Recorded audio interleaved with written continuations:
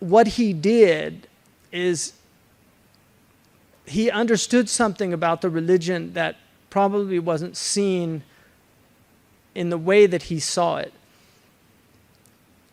Tasawwuf before Imam Al Ghazali was defended by people like Abu Talib al-Makki, al-Kalabadi, Ta'arruf ila Madhab al-Tasawwuf is a very famous early work. Ibn Sarraj was a very important scholar of Tasawwuf. Al-Muhasibi, very important. But what all of the previous people before Ghazali, Imam al-Qushayri, preeminent amongst them, the Risala al-Qushayriya is a very important work. What they tried to show that Tasawwuf was 1/3 of Islam, that it was ihsan, maqam al-ihsan, and that you had Islam, Iman, Ihsan. And they wanted to show that this is what Islam is. Ihsan is the third dimension, and it's what became known as Tasawwuf. What Imam Al Ghazali did was he really showed that it was deeper than that. That Iman, Islam, and Ihsan, all of them, in other words, really the entire religion in essence is a spiritual truth. That everything we do has spiritual meaning. Zakat is a spiritual practice.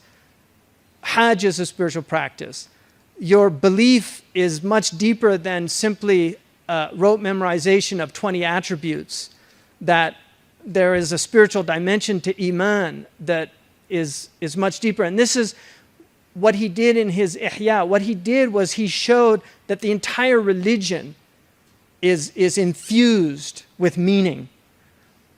And that if you divorce it from this, you take the ruh out of the body. You take the spirit out of the body, and what you have is something dead. And so this is really at the root of his message, that if we lose sight of this, that everything that you are doing is in preparation for this immense meeting. And this meeting is the single most important event in your entire purpose and existence. The reason you have been created is this meeting with your Lord. And it's going to happen. And just as Moses was promised 40 nights, he was given 40 days to prepare for this meeting, Imam Al Ghazali wrote 40 books. And the first book is the book of knowledge, because that is your provision on the journey. If you don't have that, you can't make the journey. You will die before you get to your destination. And the last book is the book of death, because that's the destination. The 20th book, which is the heart of the Ihyaa, is the akhlaq of the Prophet ﷺ, because that is the heart of the affair, is to be on the heart of the Prophet ﷺ, in his akhlaq, in his behavior. So this is really at the root of Imam Al Ghazali's message, is to give ihya to these ulum, to revive them by putting the ruh back into them. He felt that the scholars had desiccated these traditions, that they had deracinated them of their essence, which was the spiritual truths behind all of these sciences.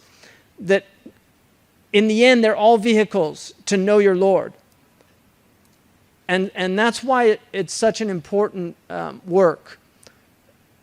Does he have mistakes? He's human. But his mistakes are other people's virtues. So those people that attack Imam Al Ghazali are really fools. Al-Qafilatu tasri wal-kirabu ta'wi. He's one of the greatest fruits of this tradition. He's recognized even outside of the faith. People recognize him. St. Thomas Aquinas quotes him as one of his sources. You can see direct lifting in the Summa Theologica of some of Imam Al Ghazali's writings.